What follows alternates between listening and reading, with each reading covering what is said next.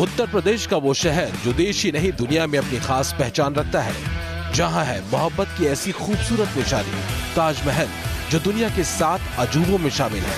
ताज expressway पर फर्राटा भरते हमारी वोटर बाइक दाखिल होती है उसी शहर में जिस पर देश नाज करता है। ताज की नगरी आगरा, पर्यटकों की पहली पसंद बन चुका आगरा। नमस्कार, मैं हूं आपके साथ अक्षय विनोद शुक्ल और हम पहुंच चुके हैं ताज नगरी आगरा में। अब ये जानने की हम कोशिश करेंगे कि दलित और मुस्लिम बाहुल्य आगरा में क्या बीजेपी जीत के हैट्रिक लगा पाएगी, या फिर जिस तरीके से दलित आंदोलन बीते सालों में देखने को मिला था उसका फायदा एसपी बीएसपी गठबंधन को मिल पाएगा। और लंबे अरसे से जीत का इंतजार कर रही कांग्रेस की जीत का जो सूखा है, प्रियंका वाड्रा के राजनीति में आने के बाद क्या वो खत्म होगा? क्या वो विरोधियों के पसीने छुड़ा पाएंगे?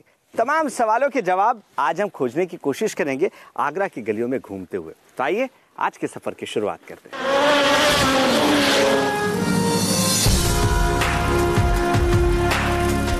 आगरा की सीधी तो कभी घुमावदार सड़कों से गुजरते हुए हम ये सोचते रहे कि इस बार यहाँ की जंग भी तो ऐसी ही है।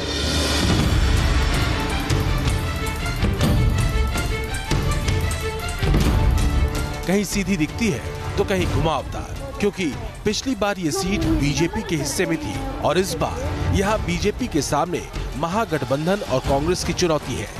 कांग्रेस ने प्रीता हरित को मैदान में उतारा है। आगरा में कुल मतदाता हैं 19,04,227।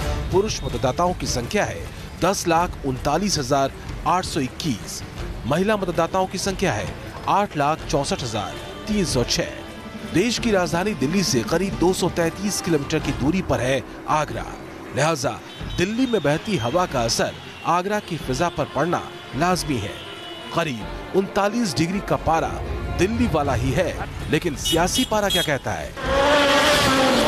मोटर बाइक के अपने इस सफर में हम घूमते घूमते आगरा पहुंच चुके हैं और आगरा के हरी पर्वत चौराहे पर हम मौजूद हैं, जहां कई युवा आपको नजर आ रहे होंगे। सबसे पहले इनसे गुफ्तगू करते हैं और जानने की कोशिश करते हैं कि 2019 के चुनाव में आपके लिए प्रमुख मुद्दे कौन से हैं? हमारा प्रमुख मुद्दे जो हैं तो शिक्षा का स्तर बढ़िया होना चाहिए, युवाओं के लिए रोजगार होना चाहिए। जिस तरीके से पार्टियां चुनावी वादा कर रही हैं, कोई 15 लाख देने का वादा कर रही है, कोई 72,000 रुपये देने का वादा कर रही है।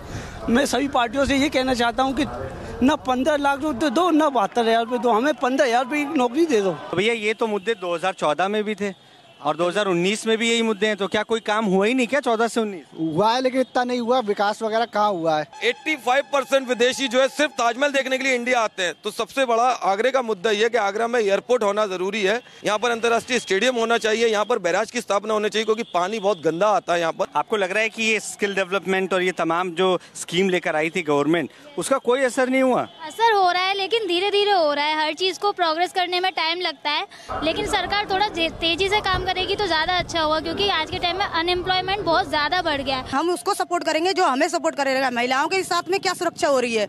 जो पिछली सरकार रही उसमें आज तक क्या हुआ? आप एक चीज देखिए ना, 30 साल से यूपी वर्स्ट हो गया है। आप सारे स्टेट्स को देखिए, compare to other states UP worst है। यूपी वर्स्ट क्यों? क्योंकि 30 साल से यहाँ कांग्रेस नहीं है। और इनने क्या करा है, इनने सारा जो डेवलपमेंट का 5 साल, मोदी जी ने ये नहीं कहा था कि मैं 10 साल दीजिएगा, उन्होंने कहा था मुझे 5 साल में मैं चेंज करूंगा। अब वो कहते हैं मुझे और 5 साल दीजिए। महत्वपूर्ण मुद्दा था कि ग्लोबल रिकॉग्निशन का, हमको विश्व में ग्लोबल रिकॉग्निशन मिला और आज पाकिस्तान हमसे थर्रा रहा है। चढ़ते पारे के साथ इन तमाम मुद्दों की गर्माहट लिए हम आगे निकल पड़े।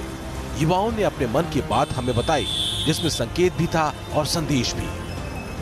यहाँ ये समझना भी दिलचस्प है कि यूपी में इस बार 18 से 19 साल के बीच 16,75,567 ऐसे वोटर हैं जो पहली बार वोट करेंगे।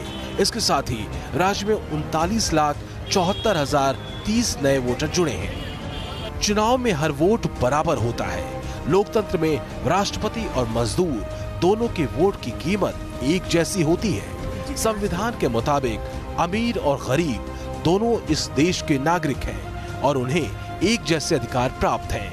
लेकिन आजादी के 7 दशक बाद भी वीआईपी कल्चर से आजादी नहीं मिल सकी है।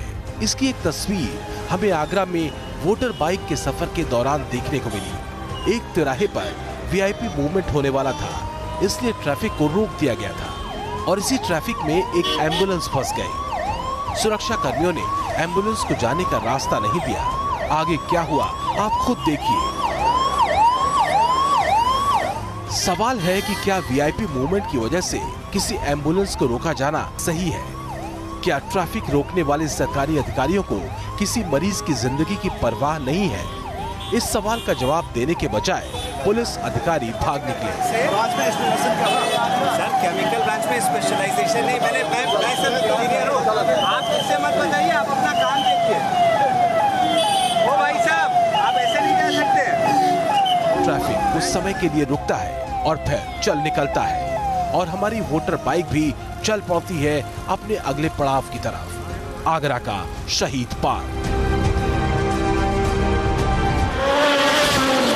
2019 लोकसभा चुनाव में एक मुद्दा बहुत गर्म है और वो है शहीदों का मुद्दा या शहीदों पर हो रही राजनीति।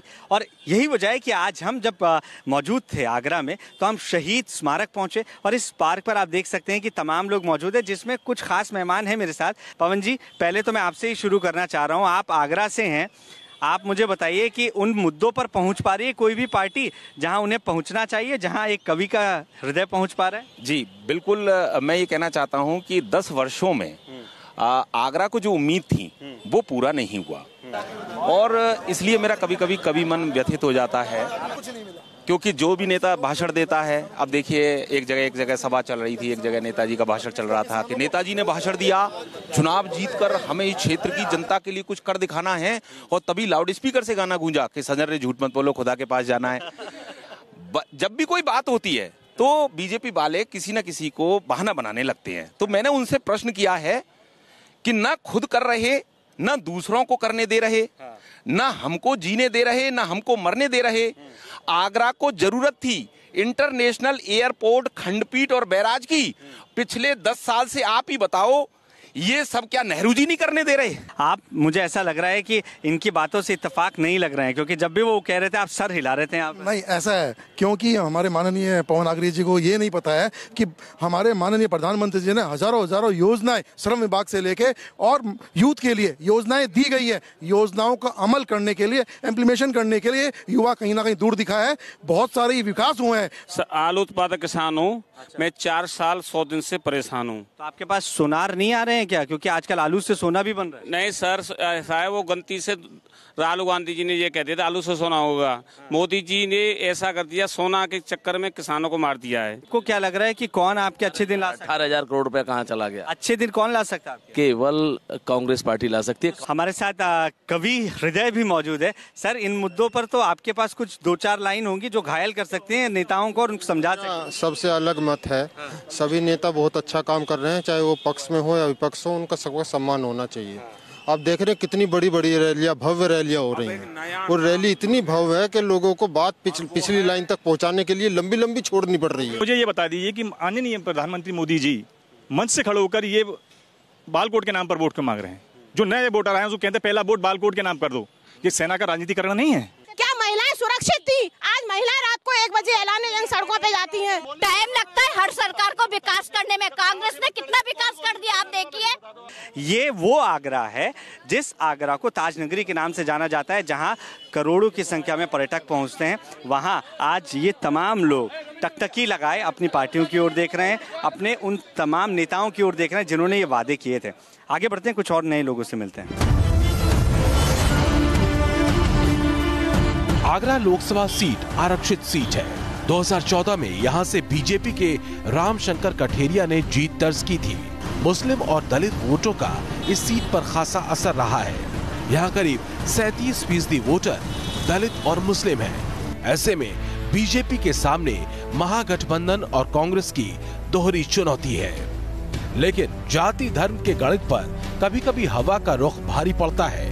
2014 की जंग ये साबित कर चुकी है।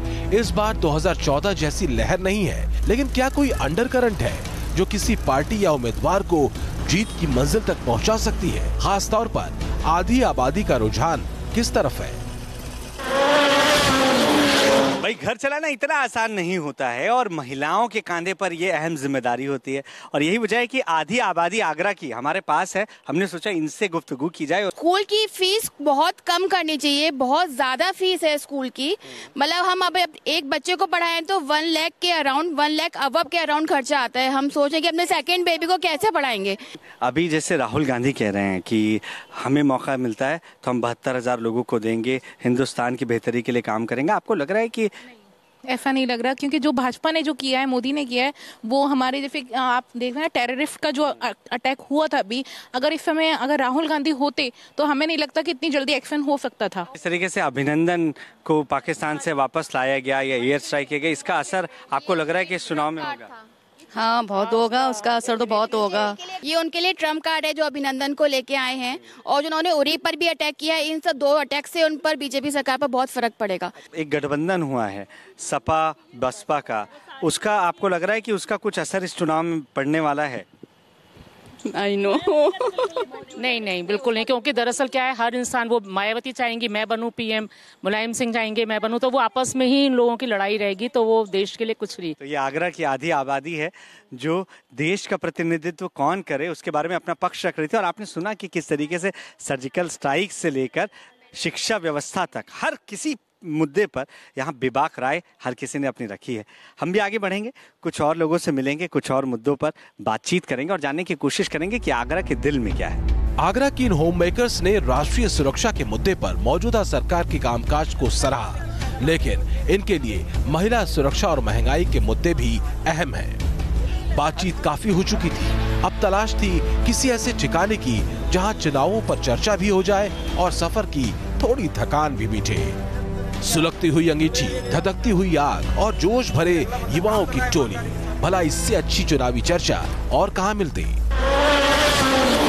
ताजनगरी आगरा में हम तमाम इलाकों में पहुंचे, तमाम लोगों से हमने बातचीत की और एक जगह जहां चाय की ये टपरी लगी है वहां पर तमाम युवा वर्ग हमें नजर आया, तो हमने सोचा कि यहाँ कुछ देर रुकना चाहिए, आराम के साथ लोगों से बातचीत करनी चाहिए इस लोकसभा चुनाव को लेकर। आपको लग रहा है कि प्रियंका वाड्रा की एंट्री से कांग्रेस का कुछ भला होगा?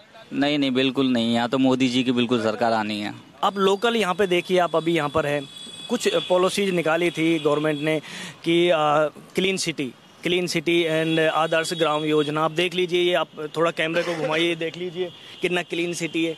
तो ऐसा नहीं है कि बेसिकली कि चुनाव जो है वो बेसिक मुद्दों पे होना चाहिए। हमें उन सांसद को लेना चाहिए, उस पार्टी को लेना चाहिए जो बेसिकली काम कर रहा हो और जो लग रहा हो कि हाँ जेन्युइन चीज़ है। मैं एक और पॉइंट हाईलाइट करना चाहूँगा कि नोटबंदी किया, नोटबंदी करने पर सबसे मेन जो फोकस था वो ये था कि आतंकवाद की कमर टूट जाएगी। हमारे 40 जवान शहीद हुए, कहाँ टूटी कमर, बताइए आप मुझे। मैं यही कहना चाहूँगा कि मैंने अपने आसपास जहाँ भी मैंने देखा या मेरा जो भी एक्सपीरियंस रहा, उसमें मोदी जी ने बहुत अच्छे काम किए। उनके कुछ काम सराहनीय हैं और कुछ काम ऐसे हैं जो कि जिन्होंने बहुत ज़्यादा बुरा इम्पैक्ट डाला लोगों के ऊपर, लोगों को बहुत सारी परेशानियाँ हुई, लेकिन उसका रिजल्ट और उसका जो भी कुछ का जो फल मिलना है वो कुछ टाइम के बाद ही मिलता है। शायद ये बात लोगों को ना समझ में आए। युवाओं की यही सोच आगरा लोकसभा सीट के संग्राम को और भी दिलचस्प बना रही है। इस सीट को लेकर वोटर के मन को समझ पाना मुश्किल है। हालांकि आगरा का युवा देश और प्रदेश की राजनीति को अलग अलग करके देखता है। इस बार आगरा के मैदान में बीजेपी से एसपी बघेल चुनाव मैदान में है, कांग्रेस की तरफ से प्रीता हरित मैदान में है, तो बीएसपी की तरफ से महागठबंधन के उम्मीदवार मनोज सोनी है। सोनी नोएडा के रहने वाले हैं, लिहाजा मुद्दा बाहरी बनाम भीतरी का भी है। चुनाव का सीजन है, इसलिए नेता जनता के आगे हाथ जोड़ रहे हैं। सत्ता की होड़ में जुटे सियासतदान बड़े बड़े वायदे कर रहे हैं, कोई घोषणा पत्र जारी करता है तो कोई संकल्प पत्र, लेकिन इन सब के बीच आम वोटर की जिंदगी नून तेल लकड़ी के चक्कर में फंसी है।